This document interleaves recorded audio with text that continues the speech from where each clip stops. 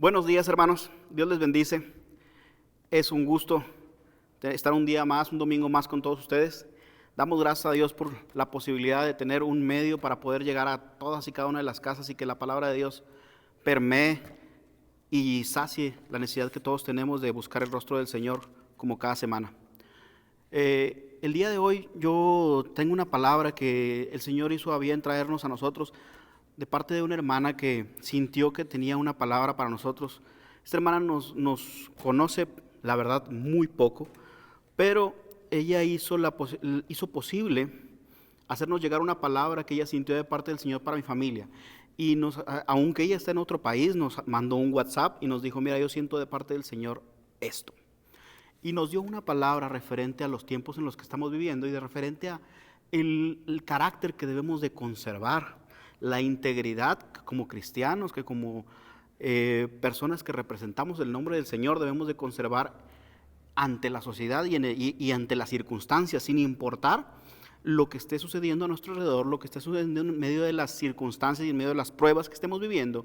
Nosotros debemos de ser firmes y fieles. Y ella nos hacía mencionar a los tiempos difíciles que nosotros como personas que no tenemos sueldo, que estamos viviendo en un momento de inestabilidad económica, nos podemos enfrentar. Y básicamente nos decía: tú no puedes negociar tu fe, tú no puedes negociar tus principios. Ella sintió de parte del Señor hablarnos de que pueden haber momentos en los que se pueden acercar a nosotros como personas que estamos dependiendo de las variabilidades de las personas en el comercio, de las personas que están siendo objeto de nuestros productos. Se nos pueden acercar personas a hacernos ofertas que no son totalmente íntegras. Nos decía que ella sentía de parte de Dios que se iban a acercar con nosotros personas que iban a tener propuestas u ofertas que no eran 100% legítimas y que nosotros teníamos que tener en cuenta, que teníamos que verificar con lupa cada uno de los tratos que nosotros hacíamos, porque no podíamos incurrir en prácticas ilegales o en prácticas deshonestas. Eso fue lo que sintió ella para nosotros decirnos. Y yo me quedé diciendo así: hombre, o sea, es de primaria eso, o sea, claro que no va a pasar. Pues luego me quedé pensando y dije: oye, ¿y por qué estás tan seguro? ¿Y por qué estás tan confiado si las circunstancias no son las mismas que hace un año o que hace 2 años? Y tu integridad tiene que estar 100% probada y 100% firme de que no vas a incurrir en malas prácticas o en prácticas quizá de dudosa procedencia. A lo mejor si vemos un super fraude, así una cosa súper ilegal, pues dices no, ¿verdad? Pero hay veces que las pequeñas cosas o las pequeñas dificultades o las pequeñas diferencias entre un buen trato o un mal trato es lo que hace que negocies tu integridad, pierdas un poco tu integridad, pierdas un poco la guianza y la flecha y la brújula para donde estás siguiendo. Yo les quiero contar ahora lo que yo he sabido de algunas empresas que son generacionales. Voy a hablar en particular de una. Tenemos en la ciudad de Monterrey una empresa mueblera, que no voy a mencionar su nombre, pero es una fabricante de muebles, la cual durante muchos años, desde los años 70, se fundó en 1970 y la fundó el patriarca de la familia. A lo largo de los años él fue involucrando a sus hijos, quizá no lo suficiente, porque en cuanto él soltó las riendas del negocio, sus hijos empezaron a cambiar las cosas y empezaron a modificar los modos de operación de la empresa, quizás en busca de modernizarse o de cambiar los horizontes o de ver un nuevo horizonte, un nuevo futuro para la empresa. Pero la verdad es que empezaron a modificar mucho las maneras de trabajar en la empresa, y esto hizo que cambiara la perspectiva de la empresa en sí. Que cambiara la perspectiva de la empresa así y el enfoque que le había dado su real fundador. Y en este caso, poco a poco se fue modificando al grado de que cuando el fundador muere y queda todo en total manos de los hijos, una empresa de millones de dólares, una empresa de miles de empleados y de miles de sucursales, tanto en México como en Estados Unidos, pasó a la quiebra en 3 años solamente. Solamente 3 años bastaron para que la visión de un fundador que llevó de cero literalmente hablando, a millones de dólares una franquicia, valiera ahora pesos negativos y ahora estuviera en graves problemas, incluso de incurrir en mala praxis legales por sus manejos y sus dudosas transacciones económicas entre empresas. Entonces, ¿cómo es posible? ¿O de quién es la culpa de que esto haya pasado? Podemos hablar de que los hijos no hicieron lo correcto o que no tuvieron realmente la misma visión o la misma capacidad del fundador.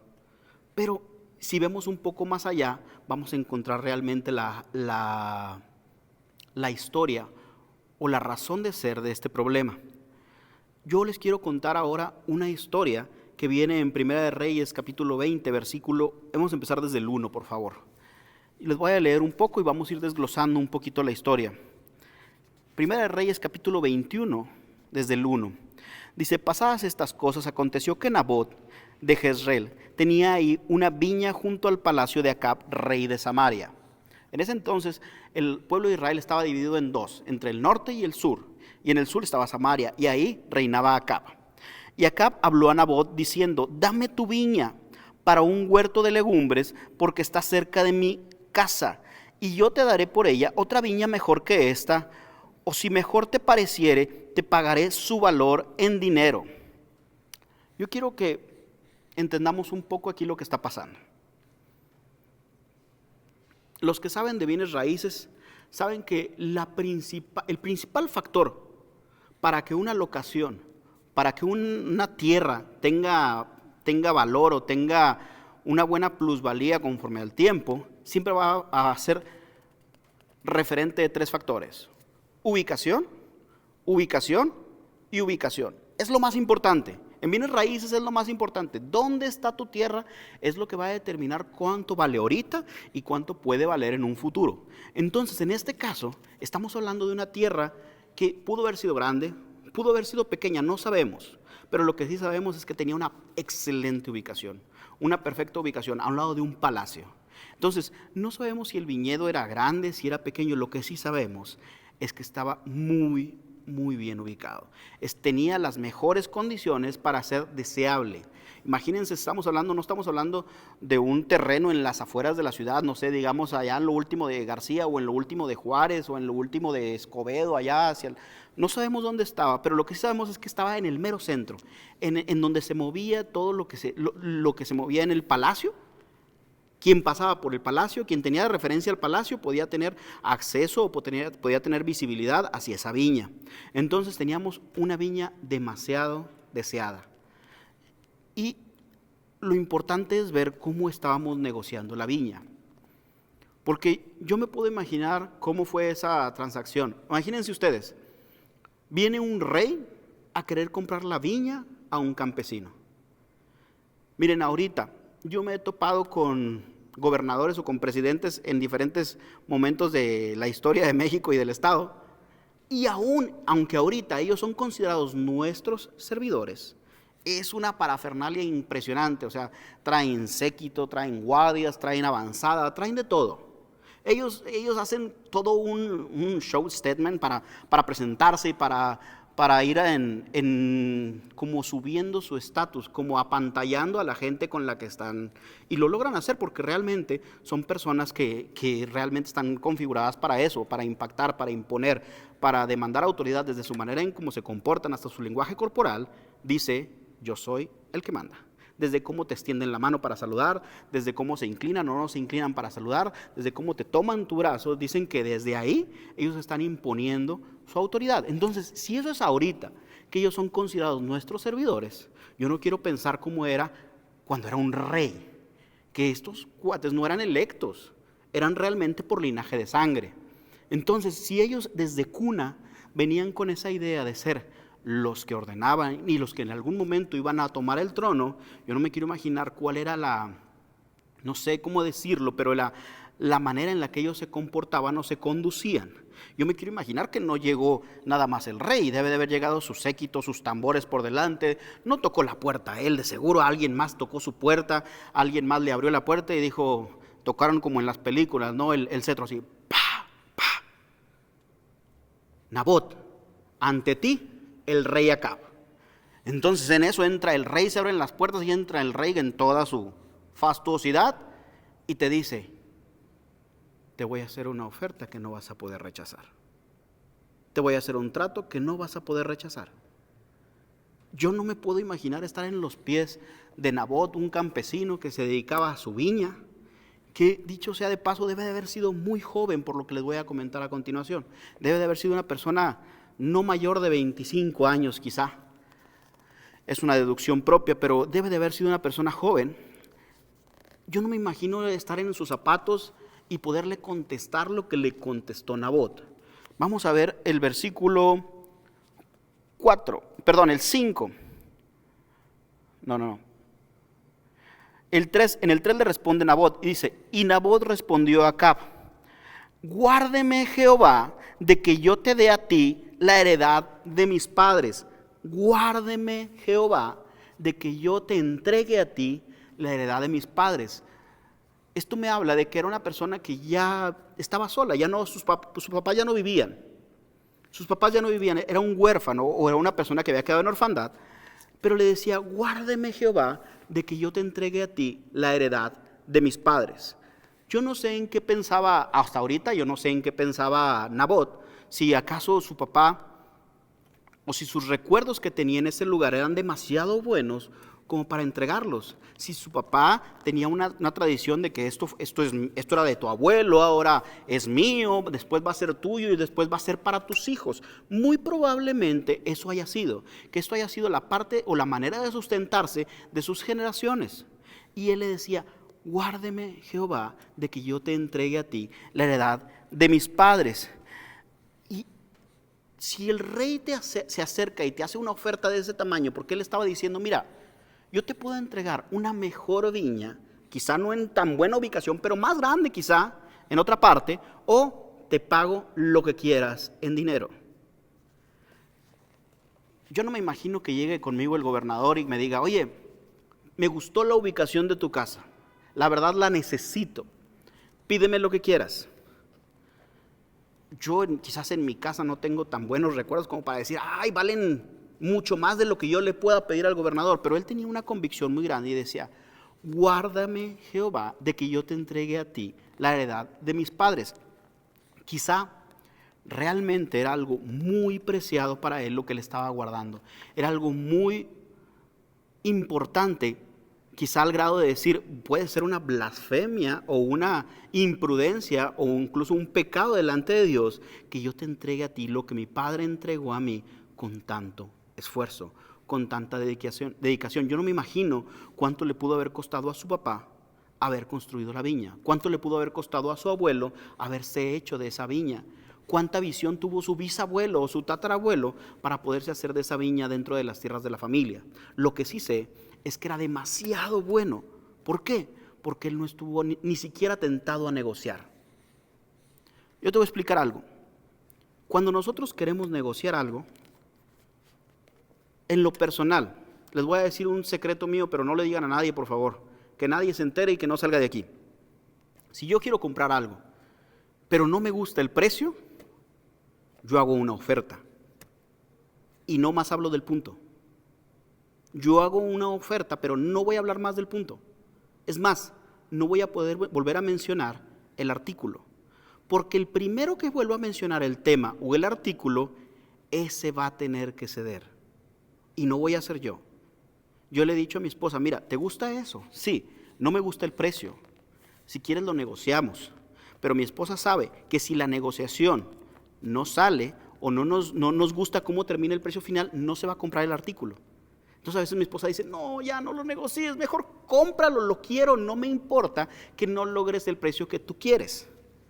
Entonces, cuando tú estás dispuesto a negociar, tú te sientas y tocas el tema y tocas el punto, y me llama demasiado la atención que Nabot no estaba dispuesto ni siquiera a hablar del tema. O sea, no tentó acaba de decir, a ver, ¿hasta cuánto puedes llegar? ¿Hasta cuánto puedes pagar? ¿Cuánto es lo que me puedes ofrecer que no tenga o que no pueda conseguir? Tengo curiosidad. Ni por curiosidad alguna Nabot se sentó a decir, vamos a negociar. Y eso es un punto bien importante, porque eso le decía al rey que no había dinero que él le pudiera ofrecer, viña que él pudiera tener, que se le hiciera atractiva a Nabot para vender su viña. No, o sea, no era necesario ni siquiera que yo te escuche a ti. Y eso no nada más habla de una convicción, sino habla de un grado de compromiso de parte de Nabot de no querer ni siquiera escuchar oferta. Eso ya me está diciendo que era demasiado importante su viña. Y lo que viene a continuación es lo que va a determinar realmente cuánto valía la viña de Nabot.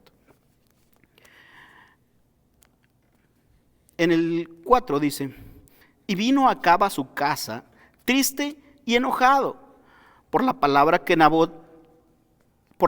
Nabot de Jezreel. Le había respondido diciendo: no te daré la heredad de mis padres. Y se acostó en su cama y volvió su rostro y no comió. Yo no sé cuántos años tendría Acab cuando era rey. Me imagino que ya era una persona adulta y me imagino que era un berrinche de adulto muy raro. O sea, es decir, llegó a su casa, dice que venía triste, me lo imagino, y luego dice, y se echó en su cama. Yo he visto a mis hijos hacer ese tipo de berrinches. Dice, y volteó su rostro, o sea, casi jaló la colchita y no comió. Nada más le faltó decir, ya no quiero ni respirar, como hemos visto a los niños hacer, ¿no? O sea, cállate porque me privo. Era un berrinche de niño chiquito, no era la madurez que yo esperaría ver en un rey o en un gobernante, no era la personalidad que yo me esperaría de un rey.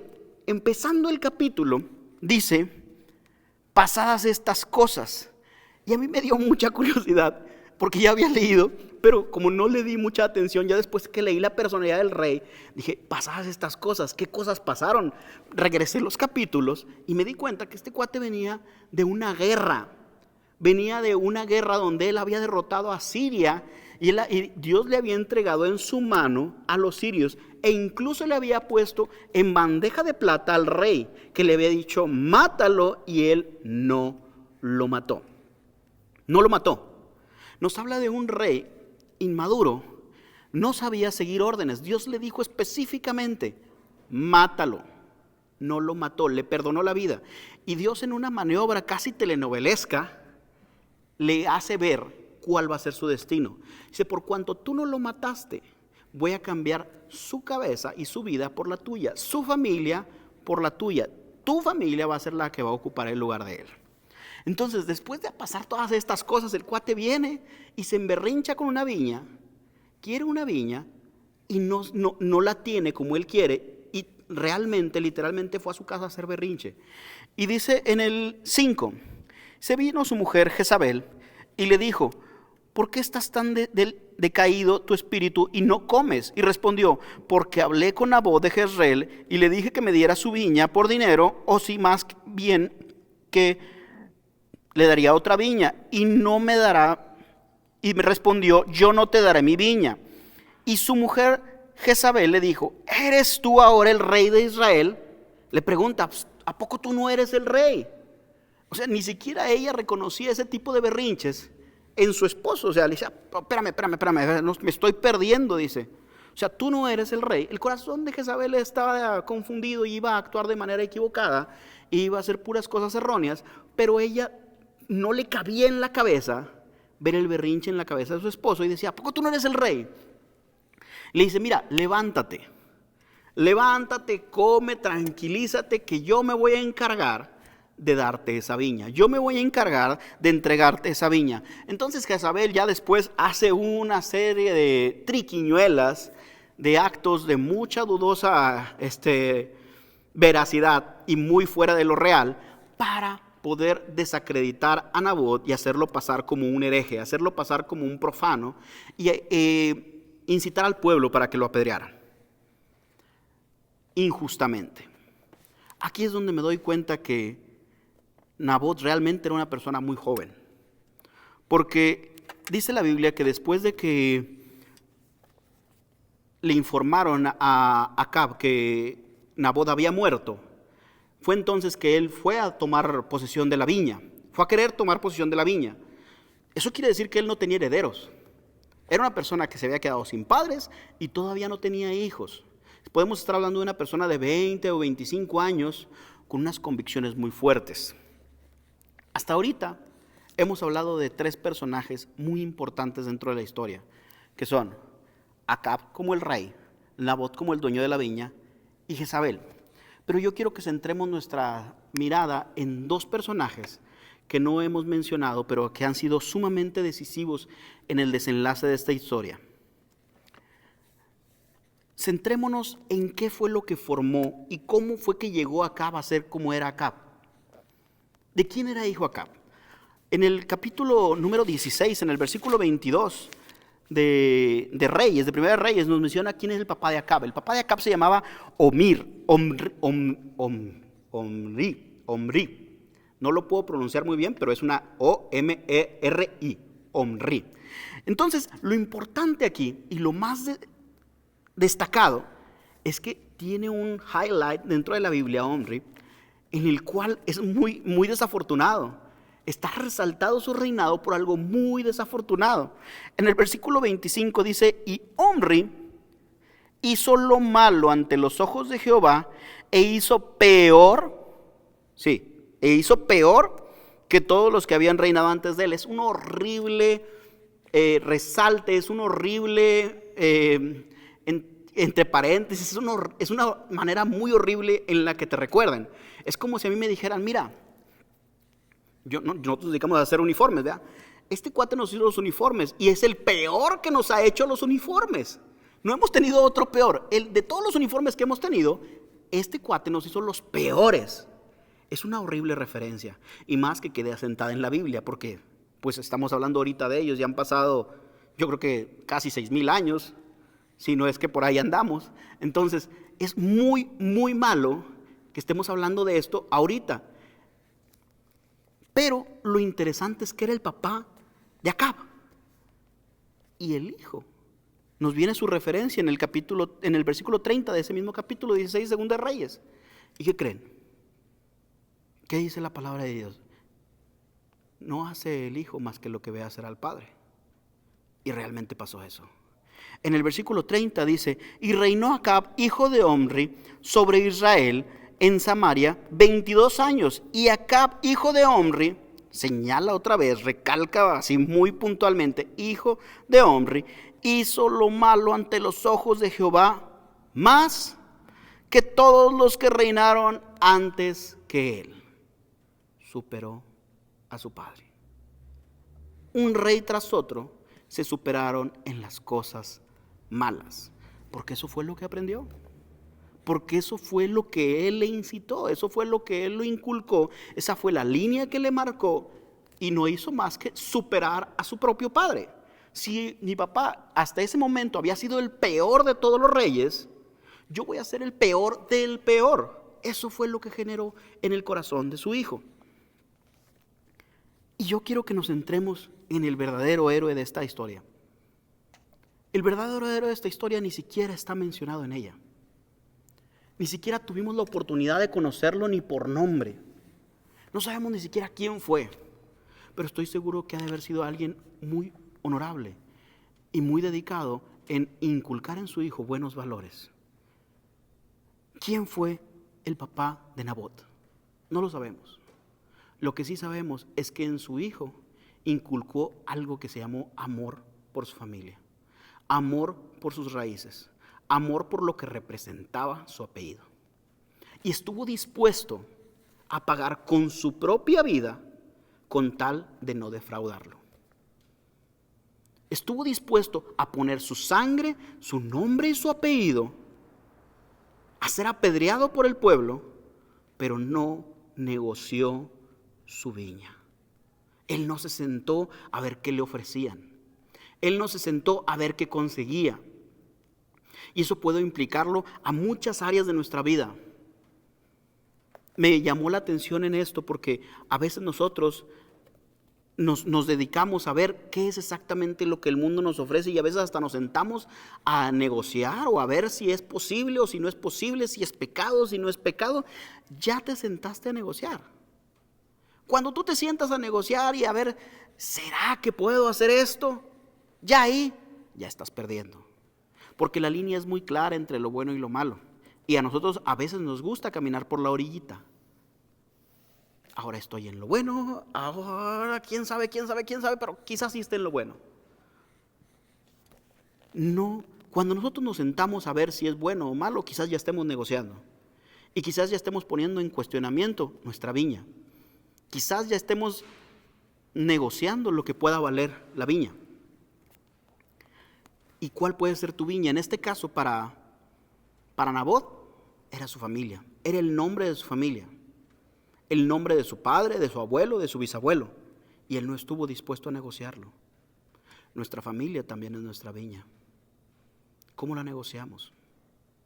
Cuando nos ofrecen un trabajo, quizás no sea algo ilegal, quizás sea solamente que nos absorbe demasiado tiempo y no podemos cuidar nuestra viña, porque estamos muy ocupados trabajando y tratando de conseguir lo mejor para nuestra viña, pero la viña la tenemos descuidada.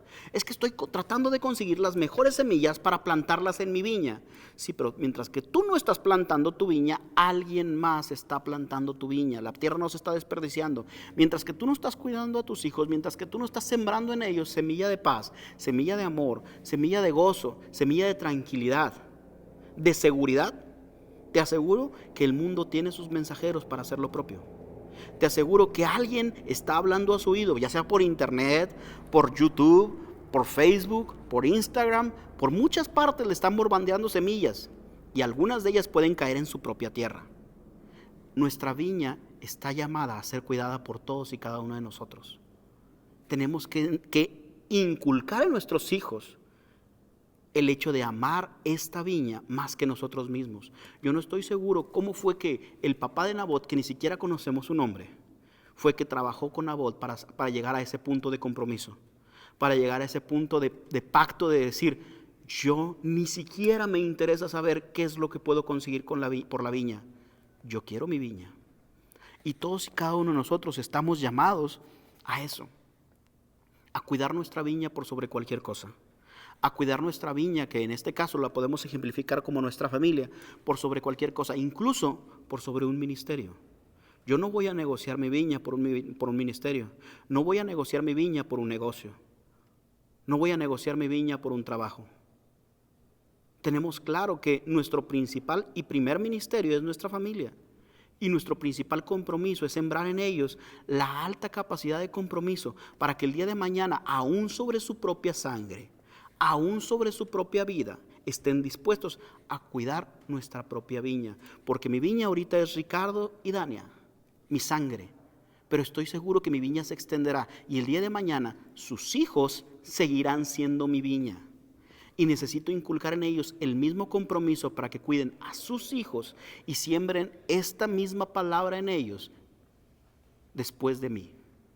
Cuando aún yo ya no pueda hablar, ellos puedan hablar de mí. Ellos puedan hablar por mí y decir, no negociaré mi viña. Esta palabra principalmente iba para los padres, pero estoy seguro que aún los hijos pueden empezar a valorar cada uno su viña.